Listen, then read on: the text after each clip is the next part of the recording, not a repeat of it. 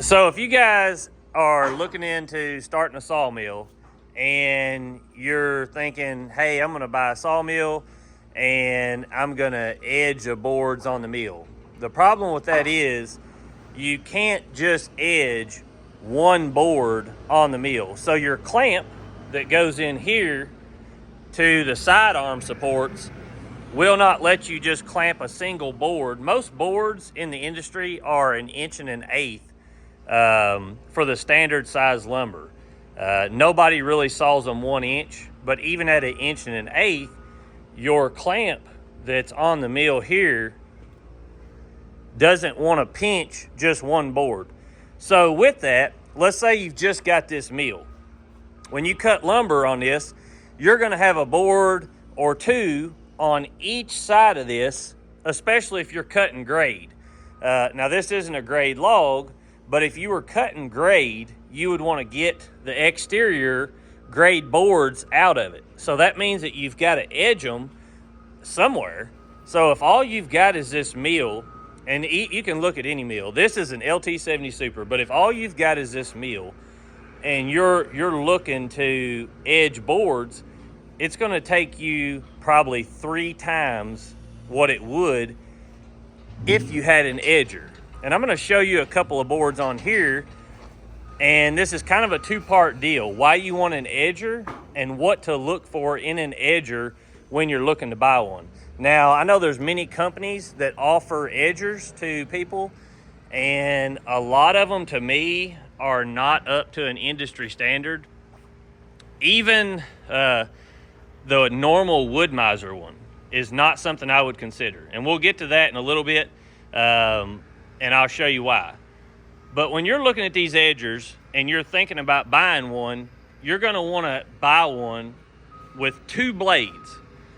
And the reason I say that is because the 2 blades will let you process things so much quicker. So for instance, this board, when it came out, it's got one side that really needs to be edged. So if you had a single blade edger, that would be perfectly fine. You would just pick what size you want to size it to. Like if we was going to make this a 6-inch board, you would just pick what size you're going to size it to, put it over to your flat edge, which is this. All your edgers are going to have a flat side so that you know where your board is coming across to. And we've got ours marked to what they need to be as far as what we're sizing.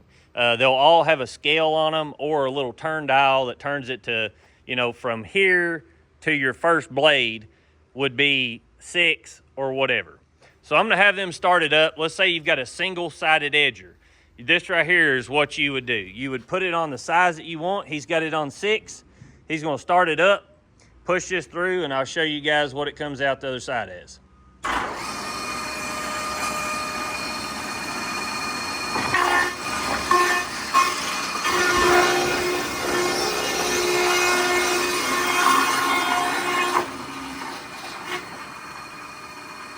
So as you can see, he just pushed that through and edged the side off of it.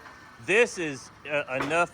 This isn't enough bark to affect anything. Even if you was on a grade board, this would pass. Like I said, this isn't a grade board. We're not trying to talk about grade, but if you was looking at grade lumber, that's something that would pass. Usually it's a quarter of the length on one side, thumbnail size. Now on this one, this is the same deal. This is a single-sided board that he would cut a 4 out of. So you would just do the same thing. I'm not really going to show you that again, but that's another board that is just like that. Now, I want to show you what would happen if you had a board that had to have 2 sides on it. So let's say you've got a board and it's got bark on both sides and you need to edge it. So if you've got a single bladed edger, you're going to have to edge one side off this, then have them bring it back. Now, if you're in a situation like we are, you'd be so backed up by the end of the day that you would have everybody quit on you. I'll just go ahead and tell you, because you won't get anything out and you're going to make twice the work on your guys. Now, if you're looking to do this in small production and it's just you and someone else and you're doing woodworking, that's probably not going to matter. But if you're doing it in a production setting, something like this can be edged in a single pass on a twin blade edger. So I'll have him show you here. He's gonna make a 4 out of this, and when he fires this up and pushes it through, it's gonna take the bark off of both sides of this at the same time and give you a smooth board all the way down.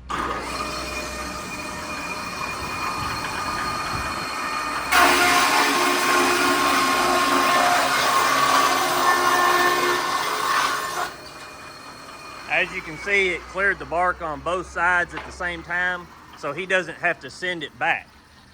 Now, the next thing that you would want to look at is if you look up here at this, a lot of these edgers, and this is why we didn't consider a Wood-Mizer, a lot of these edgers do not have a big enough throat capacity. So when you're going to edge something, and let's say all of them will edge 8/4, which is something like what this board is. I just set it out to the side, but push that up there to the front.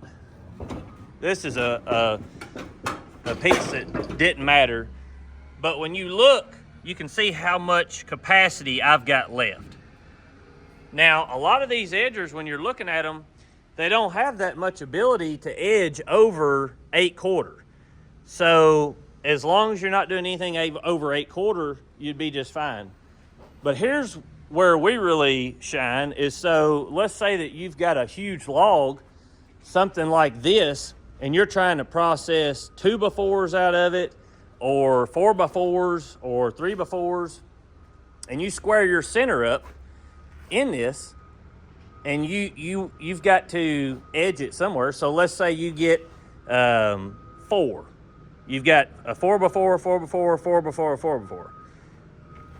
When you get that cut down, you've got to turn it up and then split it again. So that's one more cut you've got to make on your mill, whereas I can kick it off and run that through. So if this was a 4x4, down the middle, he could literally take and run that edger board right down the center of that and give you 2 4x4s. So when you're looking at these mills or these edgers, make sure that if you're looking at a high production setting, you're looking to be able to cut. I wouldn't consider one that wouldn't cut under a 4x4. And the reason being is there's so many things that you don't realize that you'll use that for, and it's so much faster on the edger, and that's the whole name of the game. If you're looking to really make money with these, you've got to figure out a way to produce lumber faster than everybody else. So always try to pay attention to how are you going to process it, how are you going to get that lumber out of the way, and will it be easier on your guys if they can get it out of the way quicker. Now this edger is a Logmaster. They went out of business since I bought this, but we've had this edger for almost 15 years, and I've had to replace the shaft in it maybe twice. The next thing that you'll want to look for in an edger, and it might not sound like that big a deal, but if you look in here and you look at how this is set up. So to remove my blades on this, there's 4 bolts here. 1, 2, 3, 4. To change this blade, it's a split blade. All I do is take 4 bolts out right here, and then take the 2 pieces of blades off, put the 2 back on. A lot of these companies that make these like this, you've got to take the whole shaft out to swap your blade, and that takes forever. I could swap the blades on this in under 30 minutes if I really want to, and that's both sides, and I'm done. You're not going to have any benefit. We run, like I said, at least 200,000 to 300,000 board feet through this every year. So you know, the things that I've never had to replace my spindles that push the boards out. They're getting wore, and it wouldn't hurt to replace them now. But like I said, this has had uber million board feet run through it. I mean, just millions of board feet. I have replaced this shaft twice, and replaced this collar twice. That was roughly $1,500, but other than that, I haven't really had to do anything. This originally was a diesel motor, and now we've put 3-phase on it. But just pay attention to those things, in this, when you're looking for an edger, and make sure that you're getting enough edger to do everything that would benefit you in the long term, because a single bladed edger or an edger that won't have the throat capacity to process all the wood that you're processing will just slow you down. You can get different ones from different companies, but I can tell you guys a couple different companies that make these still. If it's something you're looking into, just let me know. Hopefully that helps a lot of you. Have a good day.